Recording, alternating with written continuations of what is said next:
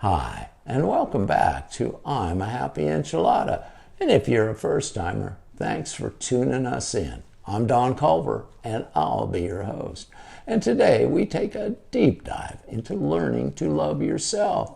Now, I think that if we really knew how many people are walking around today that really don't love themselves, we would be truly shocked.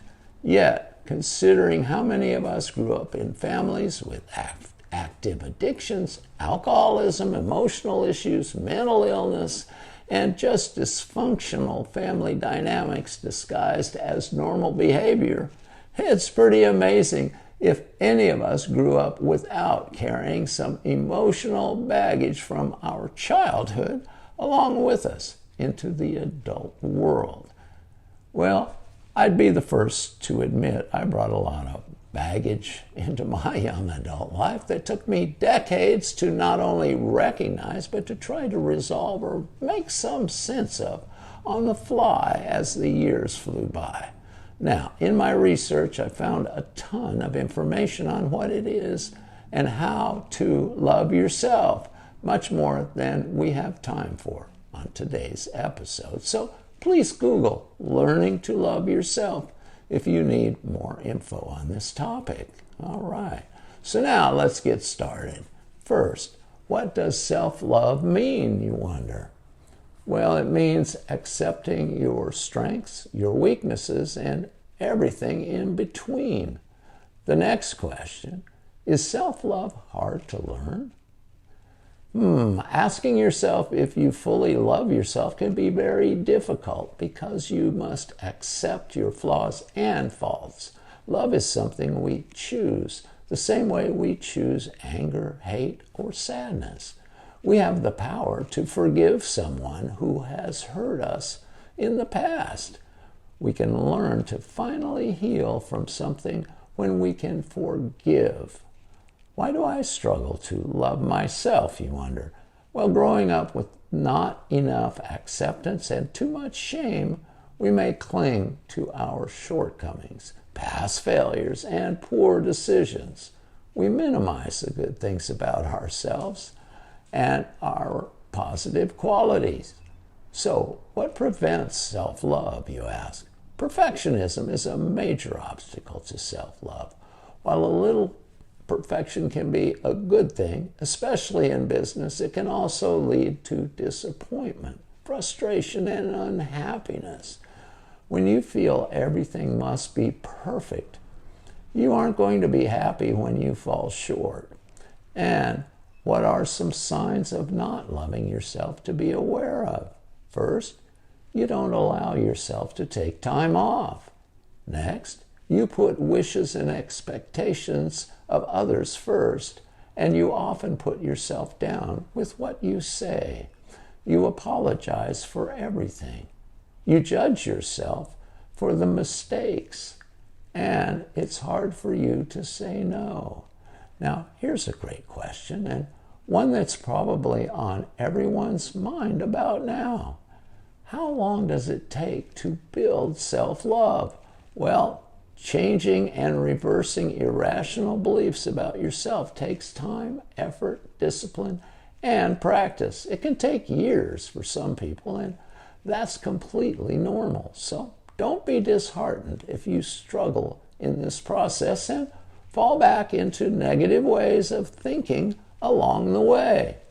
So we've answered some questions about what self-love is. Now let's start learning how to increase self-love in our own lives. Starting today, shall we? Okay. Well, let's start with asking, what are the 4 elements of self-love? First is self-awareness. Next is self-worth. And self-esteem and self-care. To love yourself is not an act of selfishness. It is an act of kindness toward others, because when you love yourself, others don't have to deal with your unresolved problems. Next, what is the cycle of self-love? Self-discovery, getting to know your true, most authentic self. Self-care, nurturing and honoring your true self with your time and commitment. Self-acceptance, accept and care for all parts of yourself. And self-worth, you own your worth and feel whole within yourself. And let's also look at the 3 types of self-love. First is physical self-love. The key characteristic here being self-care and nutrition. Next is social self-love.